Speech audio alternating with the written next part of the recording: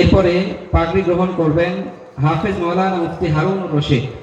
হাফেজ মাওলানা মুফতি হারুনুর রশিদ, তাকে পাগড়ি প্রদান করানোর জন্য বিশেষভাবে অনুরোধ করছে আমাদের প্রিয় শেখ নূর মোহাম্মদ সাহেব দামাত বারাকাতুহু আলিয়াকে।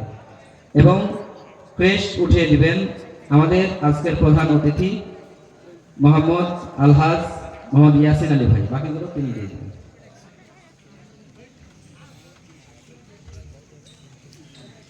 এরপরে পাগড়ি গ্রহণ করার জন্য বিশেষভাবে অনুরোধ জানাচ্ছি মাওলানা মুফতি মিরাজ আলী খান উসুলি।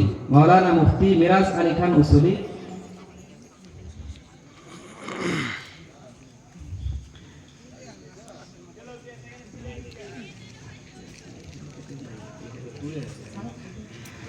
এরপরে মাওলানা মুফতি তৈবুর রহমান। মাওলানা মুফতি তৈবুর রহমান, তাকে আসার জন্য বিশেষভাবে আহ্বান করছি। মাওলানা মুফতি আল আমিন হুসাইন। মাওলানা মুফতি আল আমিন হুসাইন,